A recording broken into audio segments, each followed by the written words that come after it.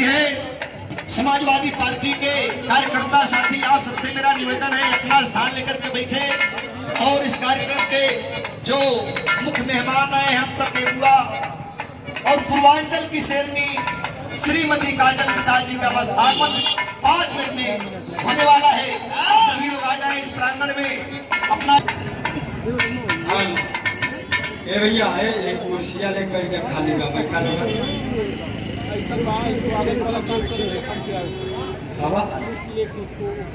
आइए बोलिए ना, आइए हमारी बाबू आप आइए, सबका नाम से स्वागत करिए।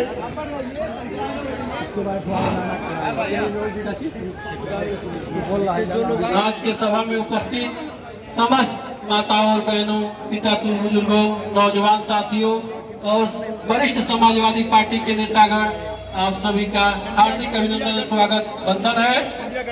इंडिया गठबंधन के समस्त कार्यकर्ता, आप सभी का स्वागत है। अब वो इंतजार की घड़ी दूर नहीं है, बस चंद मिनटों में हमारे लोकसभा की प्रत्याशी पूर्वांचल की शेरनी काजल निषाद जी का जोरदार जयकारा हो जाए दोनों हाथ उठा करके। काजल निषाद जिंदाबाद, काजल निषाद जिंदाबाद, अखिलेश भैया जिंदाबाद, समाजवादी पार्टी जिंदाबाद। इस मंच के माध्यम से आप सभी को हम बताना चाहेंगे कि दोनों हाथ उठा करके, अगर आप सच्चे समाजवादी सच्चे साथी हैं तो दोनों हाथ उठाकर एक लाइन हम बोलेंगे और एक लाइन आप बोलेंगे।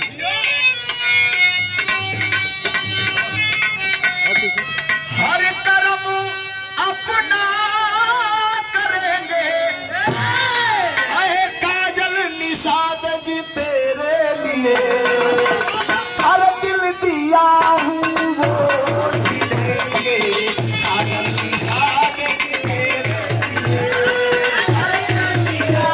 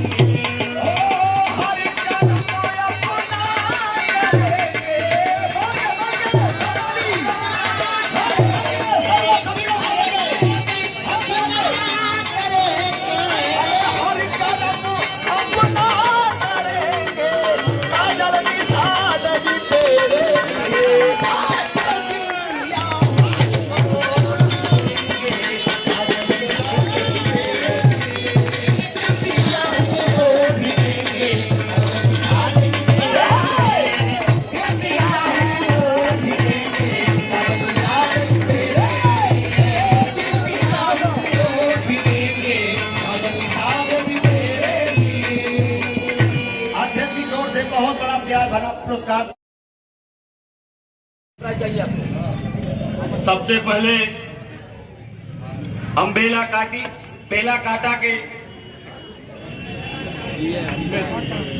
काटा के माटी को नमन करते हुए इस कार्यक्रम में पहुंचे इंडिया गठबंधन के प्रत्याशी श्रीमती काजल निषाद जी, भैया थोड़ा बैठ जाइए, अमरीश निषाद जी, रामदास निषाद जी, पलटू यादव जी, छेदी सिंह जी, पूरा छेक ले रहा है, थोड़ा बैठ जाइए, और विजय सिंह जी। लेकिन नाम लेने में बहुत समय जाएगा। रामनगर देहाती गौर जी और जितने लोगों ने शिकायत किया सबको धन्यवाद देते हुए, जितने दुकानदार भाई और पत्रकार साथियों और सम्मानित गुरुजनों जिनके दरवाजे प्रणाम करते हैं। और हम सीधे अपनी बात कहना चाहते हैं, जितने लोग उपस्थित हैं सबका एक साथ स्वागत करते हैं। आप जानते हैं कि भारतीय जनता पार्टी के सरकार में केवल और केवल नौजवानों किसानों को सताया गया है, प्रताड़ित किया गया है। भारतीय जनता पार्टी के सरकार में यहाँ के विधायक और सांसद ने जनता की सुध लेने की काम नहीं किया। जब यहाँ की रोड की जमीनें जब निकल रही थी, यहाँ के सांसद और विधायक ने जनता के हित की बात नहीं की, उन्होंने अपने हित की सदा बात किया है। इसलिए हम इस मंच से कहना चाहते हैं कि जब इंडिया गठबंधन की सरकार बनेगी और काजल निषाद जी यहाँ से जीत कर जाएंगी तो 4 लेन के लिए जो जमीन निकल रही है, हमारे राष्ट्रीय अध्यक्ष जी और राहुल गांधी जी ने कहा है कि उन किसानों की जमीन का उचित मुआवजा, जिस तरह से लखनऊ आगरा एक्सप्रेसवे पे किसानों की जमीन का अच्छा से अच्छा मुआवजा देकर उन्हें आगे बढ़ाने का काम किया गया था, उसी तरह से यहाँ के जमीनों का मुआवजा देने का काम इंडिया गठबंधन की सरकार करेगी।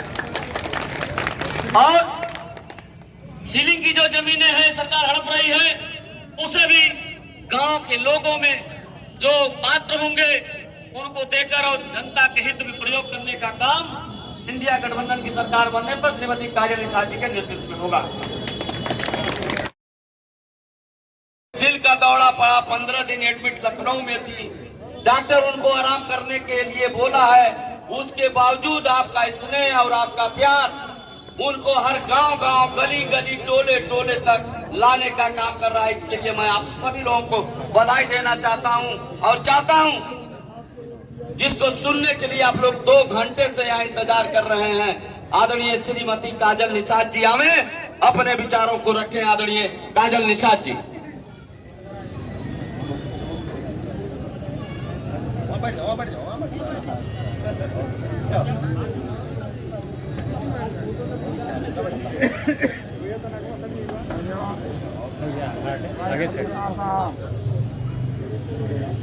अरे भाई रिकॉर्डिंग कर रहे हैं भैया। हाँ अरे सभा नाम चढ़ी। अरे चलिए बैठ के थोड़ा रिकॉर्डिंग हुआ भाई। बेलाकांडा चौराहे की पावन धरती पर उपस्थित सभी परम आदरणीय ग्रामजन वासियों का मैं स्वागत करती हूँ, नंदन वंदन अभिनंदन करती हूँ। माफ कीजिएगा, अब लगातार चल रही हूँ और लगातार बोल रही हूँ तो गटैया हमारे बैठ गए बा, तो ईश्वर आपको स्वस्थ रखे कि आप, मैं नहीं बोल पा रही हूँ तो आप 10 दिन तक लगातार प्रचार करें। चुनाव में ज़्यादा समय नहीं है। यहाँ के आयोजक आदरणीय भाई जो हमारे ब्लॉक के अध्यक्ष हैं अमरीश निषाद जी, परम आदरणीय भाई रामदरस जी, बूथ के प्रभारी आदरणीय भाई जीनक भाई कहाँ है?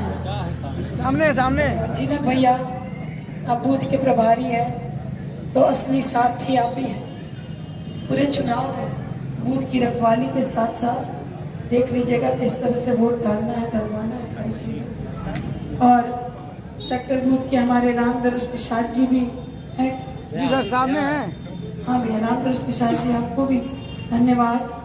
और आप भी देख लीजिएगा क्योंकि असली सारथी आप बूथ के प्रभारी, सेक्टर जोन के प्रभारी होते हैं और पूरा चुनाव का भार आप ही लोग के ऊपर है। जितना नेताओं पर हमको मेहनत करनी थी हमने कर ली, अब मेहनत आपकी शुरू होती है।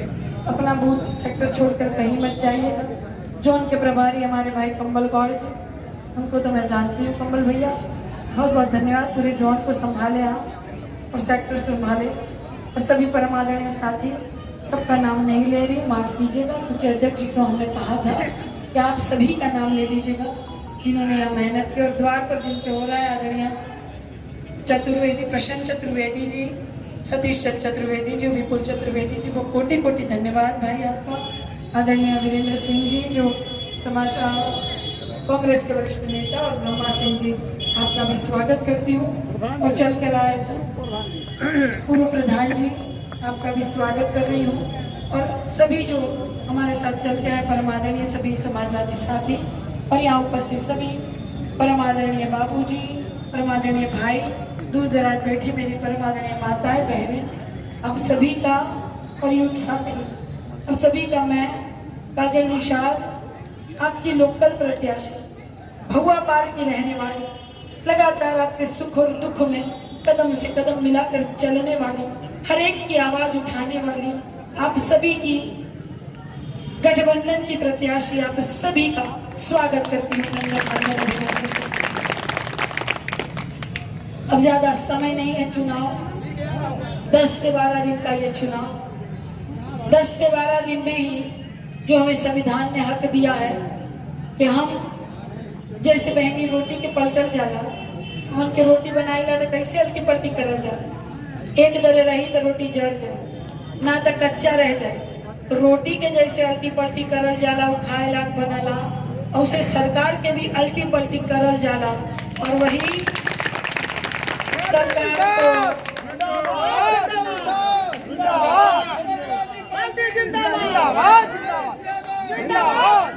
सरकार को अल्टी पल्टी करने का दिन आ गया।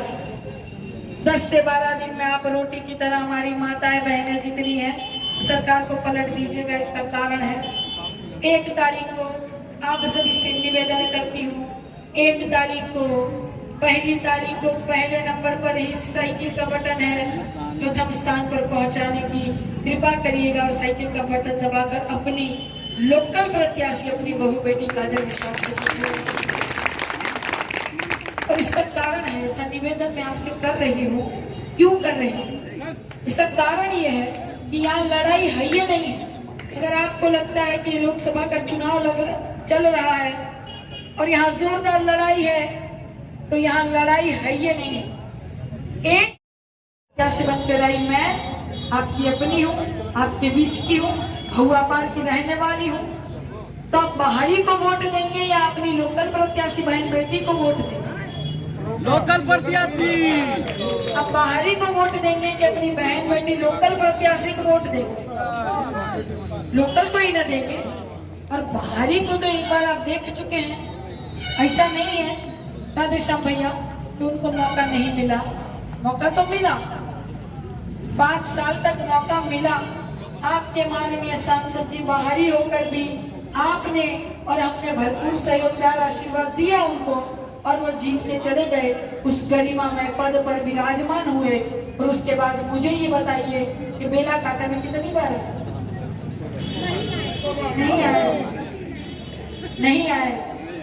आप लोगों के लिए कभी उन्होंने कभी पुलिस चौकी थाना दरोगा एसओ को फोन किया? आपकी जमीन के लिए कभी किसी अधिकारी को हड़काए? नहीं। आपकी जमीन के लिए, जो जमीन यहाँ से जा रही है सीलिंग के नाम पर, जो जमीन जा रही है, जो आदरणीय सभी व्यापारी भाइयों की जमीन छीनी जा रही है, तोड़ी जा रही है, उनके लिए उन्होंने कभी आवाज उठाई? नहीं। कभी मुख्यमंत्री जी को कोई ज्ञापन उन्होंने दिया? आपकी कोई लड़ाई लड़ी? आपके लिए कभी अस्पताल में कोई व्यवस्था की उन्होंने? आपके बच्चों के लिए कहीं स्कूलों में एडमिशन कराने के लिए कोई अपील की उन्होंने? तो जब सांसद जी जीत कर जाते हैं, बाहरी सांसद जी को इतना भरपूर सहयोग प्यार आशीर्वाद प्रेम यहाँ से स्नेह मिलता है, और जीत कर जाने के बाद जब ये सारे काम वो नहीं करते हैं, तो दोबारा वही हिम्मत के साथ प्रत्याशी बनकर आ गए हैं, तो क्या उनको एक मौका वो देंगे? नहीं देंगे ना। हिम्मत देखिए कि जब काम भी नहीं करना है, उनके नाम का एक पत्थर भी नहीं देखा होगा किसी ने, उनके नाम के विकास के 5 काम कोई नहीं गिना सकता, उन्होंने सांसद निधि कहाँ खर्च की उसका हिसाब कोई नहीं मांग सकता है, ना वो हिसाब देते हैं। तो हिम्मत उनकी देखिए, बिना मांगे भी उनको वोट मिल जाएगा, बिना आए भी क्या वो वोट ले सकते हैं?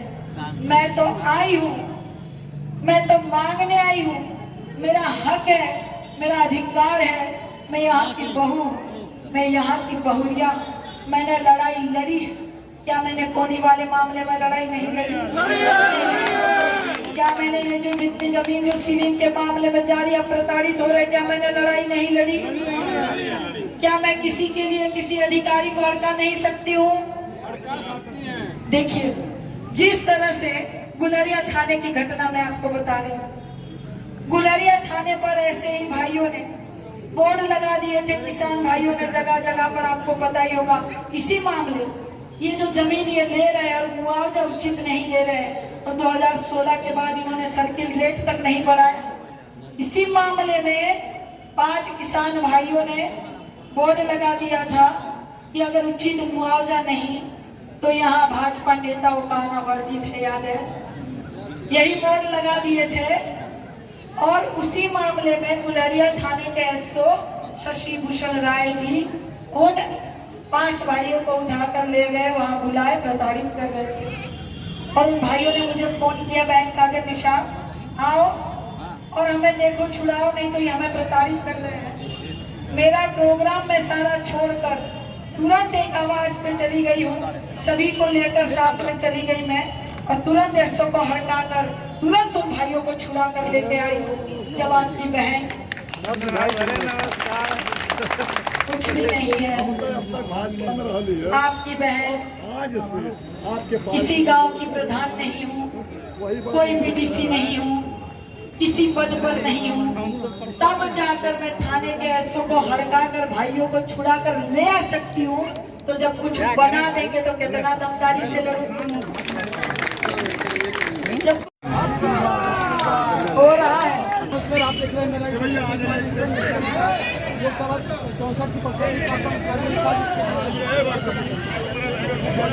रुक जाइए भाई, रुक जाइए चलिए। ये बताइए कि रवि किशन के सामने आप अपने आप को कहाँ पाती हैं? हमारे सामने अपने आप को कहाँ पाते हैं? देखिए, काजल निशा जी का कहना है कि हमारे सामने रवि किशन कुछ भी नहीं है। इसीलिए कि हम यहाँ की बहुरिया हैं और वो पिक्चरों में साड़ी पहनकर बहुरिया बनते हैं, हम तो यहाँ की बहुरिया है।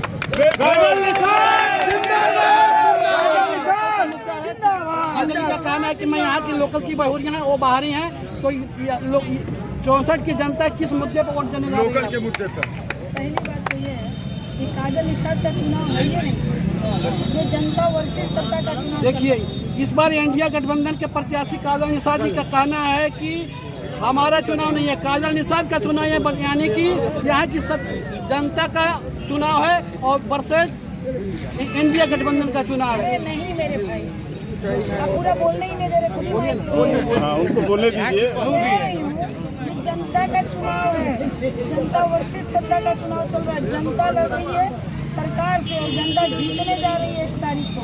जनता अपने मुद्दों पर चुनाव लड़ने जा रही है। काजल निषाद का व्यक्तिगत चुनाव नहीं है, जनता जीत रही है। अब ये बताइए कि चुनाव आयोग जिस तरह का व्यवहार कर रहा है उसके आपका क्या कहना है? क्या व्यवहार? जिस तरह का पता चल रहा है कि असम में उन्होंने इलेक्ट्रॉनिक वोटिंग मशीन को अपनी गाड़ियों में वहाँ के लोकल प्रत्याशी ले गए। यहाँ पर जो चुनाव आयोग का जो अपना डाटा दे रहा है, जो भी वोटिंग पड़ रही है, उसका डाटा जो कितने वोट पड़े हैं परसेंटेज में दे रहा है, न कि नंबर्स में दे रहा है। इसमें आपको क्या कहना है? देखिए, ऐसा है कि चुनाव आयोग जो है निष्पक्ष, पहली बात तो चुनाव है, क्योंकि ये लोकतंत्र राजतंत्र नहीं है, यहाँ पे संविधान के हिसाब से देश चलेगा।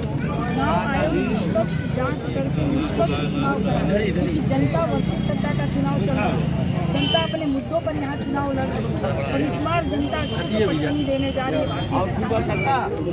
जनता इस बार रोटी को पलटने जा रही है जिस तरह से।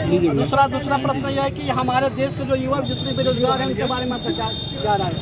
युवा तो बेरोजगार हो गए भारतीय जनता पार्टी की सरकार, क्योंकि हर सरकार में गरीबी और महंगाई आती जाती रहती है, लेकिन भारतीय जनता पार्टी की सरकार ने सबसे बड़ी परेशानी अगर की है तो युवाओं को बेरोजगार। तो युवा पूरी तरह से बेरोजगार है और उनका पेपर भी लीक हो जा रहा है युवाओं का। अभी अगर देखेंगे पुलिस भर्ती वाला पेपर लीक हो गया, नीट का पेपर लीक हो गया।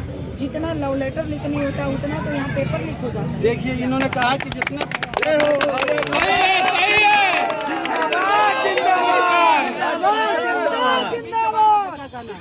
4 साल का अग्निवीर और 4 साल के बाद कौन लड़की देगा? देखिए यहाँ तक कहना यह है कि 4 साल के बाद 4 साल के नौकरी में कोई भी अपनी लड़की को किसी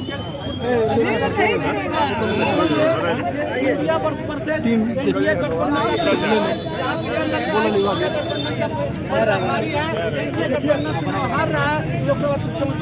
धन्यवाद। आप देख रहे हैं मेरे